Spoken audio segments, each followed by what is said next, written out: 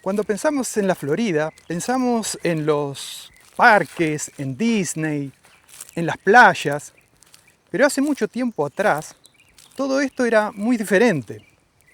El paisaje estaba dominado por pantanos, por matorrales y los sonidos también eran diferentes. En esa época se escuchaba un sonido muy particular, este sonido.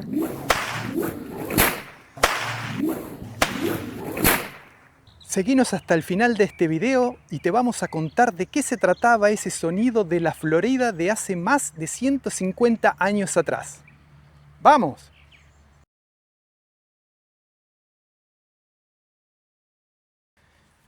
Estamos en Fort Christmas Historical Park.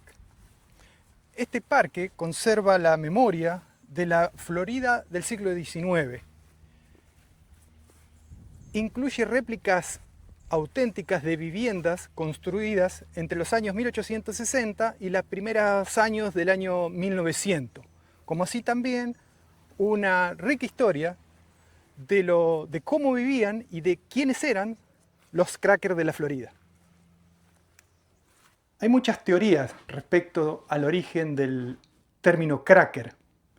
La teoría más aceptada es que el cracker se refiere al sonido que hacía el látigo que usaban los vaqueros cuando arriaban al ganado. Y sí, escuchaste bien, vaqueros. En la Florida también había vaqueros. No solo en Texas, es más, hubo vaqueros aquí en la Florida bastante antes que en Texas. Los vaqueros de acá de la Florida, ellos tenían que luchar con el medio ambiente que los rodeaba. Acá la zona era pantanosa, había matorrales, por lo tanto ellos no podían descender de sus caballos fácilmente, entonces tenían que arriar al ganado hacia los corrales con el látigo, y utilizaban el sonido del látigo, el estallido que hacía el látigo en el aire, el crack, para arriar a los animales. Ahora, dato importante, los vaqueros de acá de la Florida, también se los llamaban los cowmen, eran muy diestros en el uso del látigo, a tal punto que ellos jamás tocaban a un animal con el látigo. Solamente con el sonido que producían, arriaban a los animales hacia los corrales. Descubrimos ya de qué se trataba ese misterioso sonido de la Florida de hace 150 años. No era ni más ni menos que el sonido del estallido del látigo en el aire, el crack. Tan representativo fue ese nombre del crack que a los vaqueros de aquí de la Florida se los conoció con el nombre de los crackers de la Florida. Acá podemos ver una de las prácticas interesantes que tenían los vaqueros, que era la forma en que ellos marcaban al ganado para poder identificarlos, cosa que los distintos vaqueros de la zona pudieran saber a quién pertenecía cada animal. Una forma que tenían de hacerlo era con hierro caliente, donde impregnaban una marca en el ganado. Y esa marca, cada uno de los dueños hacía un diseño de la marca que quedaba asociado a su persona. Por ejemplo, acá podemos ver algunas que son muy curiosas. Por ejemplo, acá tenemos una marca, ¿cierto? Si la podemos ver ahí. La marca indicaba a quién pertenecía, en este caso a un señor llamado Kelvin. Y la marca tenía un nombre. En este caso se llamaba 7HL, que es 7HL. Entonces, si ustedes ven la marca acá, se ve el 7, se ve la H y se ve el L, la letra L. Hay algunas otras también bastante curiosas. Por ejemplo, esta que tenemos aquí. La persona era Hugh Pertin. Entonces, estas son las iniciales, en este caso, de la persona, donde se ve claramente la H y la P. Entonces, de esta manera podían identificar al ganado y los distintos ganaderos, vaya la redundancia, podían saber a qué pertenecía cada uno de los animales. Esta era una forma. Ahora, también lo podrían hacer de otra forma, que es como lo podemos ver acá, que lo que hacían era marcar las orejas de los animales. Entonces, de acuerdo a la marca que le hacían las orejas, podían identificar también a quién pertenecía ese animal. Entonces, de la misma forma que en el caso anterior, acá tenemos algunas muy interesantes. No sé, por tomar algún ejemplo, tenemos esta, que está aquí, donde acá vemos la representación de las dos orejas, y esta marca se caracteriza por tener un corte aquí de una de las orejas y el otro es como lo llaman un bit, que es como una mordida. Entonces acá en la descripción dice que hay un corte en una oreja y una mordida por debajo en la otra oreja. Cuando hablamos de los Cracker en la Florida, hay que entender de que ellos no descendían directamente de los españoles que habitaron esta zona, pero sí el ganado que ellos criaron. Esto fue porque los españoles llegaron acá a la zona de la Florida mucho antes que los Cracker, y fueron ellos los que introdujeron las primeras cabezas de ganado y empezaron a desarrollar una incipiente industria ganadera en la zona. Pero después los españoles se van de aquí de la Florida, pero el ganado queda. Y ese ganado que quedó en la zona se transformó en ganado salvaje y se adaptó a las condiciones del clima propio de aquí de la Florida. Cuando llegan los Cracker, ahora sí a la Florida, esto fue aproximadamente durante el siglo XVIII, ellos llegaron desde el sur de las colonias de Estados Unidos, eran principalmente de origen escocés y también de origen irlandés. Y cuando llegan ya se encuentran con ganado, que era este ganado que habían dejado los españoles. También es un punto importante que en esta zona no solamente estaban los Crackers, también estaba habitado por los indios Seminole, que también venían migrando desde la zona sur de Estados Unidos hacia la Florida, también justamente atraídos por el hecho de que existían este ganado salvaje que ellos podían explotar. Entonces, acá en esta zona empieza a haber una competencia, tanto por territorio como por las cabezas de ganados que están disponibles. Y bueno, eso conduce luego a lo que son las guerras Seminole, pero ese es un tema que no vamos a tocar ahora y que posiblemente lo podemos abordar en otro video.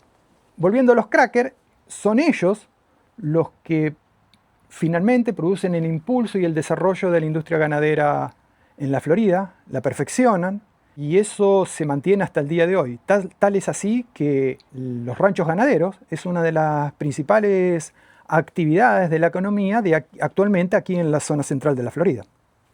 Así podemos decir que la cultura Cracker es una mezcla interesante. Por un lado tenemos la descendencia española, digamos la raíz ganadera española.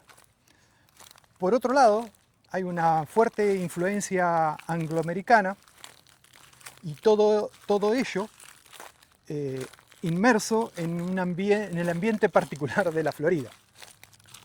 Durante el siglo XIX, esta zona era una zona principalmente rural, donde no había prácticamente nada, no había pavimentos, no había carreteras, no había aire acondicionado, no había refrigeración, nada de eso estaba disponible en esa época. Lo que sí había era mucho calor, mucha humedad y muchos mosquitos. Y así todo, estas comunidades prosperaron. ¿Te imaginas, Pa, vivir en julio, en pleno verano, acá sin aire acondicionado? No, terrible. Tremendo. La verdad que sí. Aparte no había margen para el error.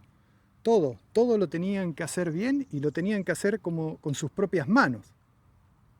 Como las casas que vamos a ir a ver ahora. Esta es una casa típica, una réplica de una casa típica Cracker, data alrededor de principios del año 1900. Vamos ahora a adentrarnos un poco en esta casa y vamos a ver ciertos detalles que son muy interesantes y que son comunes, se repiten como parte de la arquitectura de las casas que desarrollaban los Cracker en esta época. Bueno, un primer punto que podemos ver son los materiales. Acá nos acercamos a la casa, ¿cierto? Acá podemos ver el material, ¿cierto? Este material que nosotros podemos ver es pino, es madera de pino local, que era muy abundante acá en la zona, resistente, bastante aislante y también era fácil de manejar y de trabajar. Por lo tanto, este era el material predilecto o más importante para construir las casas. Totalmente local, extraído de aquí de la zona. Bueno, si ustedes recuerdan, acá en la Florida, el clima, aparte de caluroso, es muy húmedo. Entonces, ¿qué es lo que se hacía? Las casas se construían, como ahí se puede ver bien, de hecho si me agacho un poquito, ahí.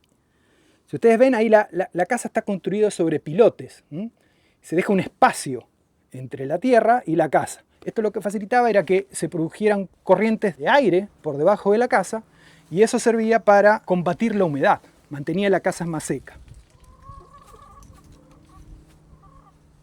Bueno, acá estamos entrando a la casa.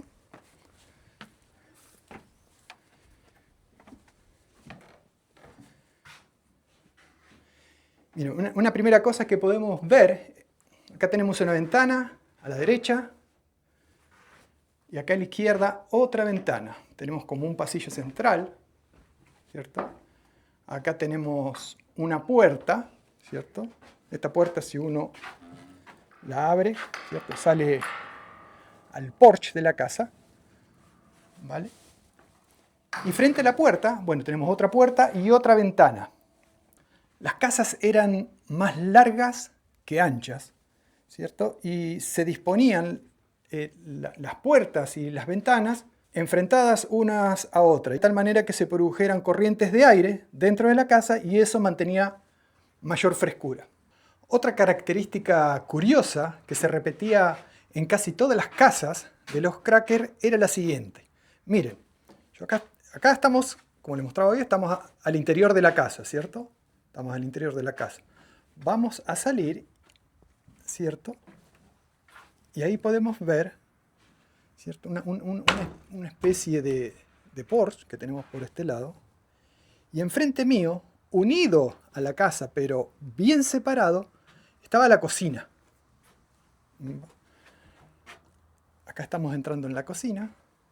Acá era el lugar donde la familia se reunía a comer. Acá está representada la mesa y por aquí atrás podemos ver la cocina. Acá está la cocina donde se preparaba la comida. Entonces, esto es una característica muy común en las casas de los Cracker, de tener separada la cocina del resto de la casa. ¿Y cuál era el objetivo de eso? Bueno, por un lado era un tema, de nuevo, un tema de ventilación, pero otro aspecto importante también era por seguridad. La mayoría de los incendios que se producían en las casas de los Crackers se originaban en las cocinas. Entonces esto también era una especie de cortafuego. Entonces en caso que se produjera un incendio en la cocina, quedaba separado del resto de la casa y la protegía. Por último, pero no menos importante, las casas, casi todas las casas de los Cracker, tenían el porche. El porche era un sector abierto de la casa, era un lugar donde la gente se reunía, tenía también un fin social, no era simplemente decorativo, y era uno de los sectores más frescos de la casa. Acá. Oh, hola, Ma. Hola. ¿Cómo estás? ¿Fresquito? Muy agradable. Y una paz. Excelente. Así se deberían sentir los Cracker en su época cuando disfrutaban el porche de la casa. Vamos ahora a seguir recorriendo otras casas que están aquí en el parque para poder aprender y entender cómo vivían los Cracker. ¿Qué hacían en su día a día? ¿Qué comían? ¿Qué costumbres tenían? El día de los Cracker comenzaba muy temprano, antes del amanecer. Los hombres salían de las casas y se iban a trabajar al campo, a trabajar el ganado. Las mujeres administraban la casa, cuidaban a los niños, se encargaban de la comida, cosían, hacían las distintas labores para mantener operando y ordenada bien la casa. Aquí no había supermercados, no había deliveries, no había refrigeración. La comida se ganaba. Un elemento central de la casa de los Cracker de la familia era en torno a las cocinas a leña. Sobre ellas, las ollas pasaban horas cocinando la carne, frijoles, guisos espesos, que era el alimento para toda la familia. cuando se mataba un cerdo, todo del cerdo se aprovechaba, todo. La carne se salaba intensamente, también se la ahumaba en ahumadores de madera, como este que estamos viendo aquí, para poder conservarla. Los pedazos de cerdo y carne se colocaban en estos ahumadores y esto estaba durante días, ¿cierto? Prendido y echando humo, y hacía entonces que la carne pudiera conservarse durante mucho tiempo. Al no contar con refrigeración, el tema de mantener los alimentos era toda una ciencia. Ahumar la carne era una forma de hacerlo. Además de la carne de cerdo, también consumían todos los productos que producían en sus propios huertos. Tomates, pimientos, huevos. El maíz era esencial en la dieta de los crackers. Con el maíz ellos fabricaban el famoso pan de maíz. Un dato curioso para el café era que, como no siempre se podía disponer de café, lo sustituían tostando maíz y hacían una especie de café con el maíz. El desayuno podía ser sencillo, pero era muy potente. Generalmente estaba compuesto por quesos, el pan de maíz. También comían en el desayuno cerdo salado, galletas, café cuando tenían. No siempre se podía conseguir el café. Y por supuesto también el oro dulce, la caña de azúcar. Vamos a verlo. Cortar la caña era un trabajo muy duro, bajo el sol de la Florida y con machete en mano. Este es el molino que utilizaban para triturar la caña. Y su funcionamiento era el siguiente.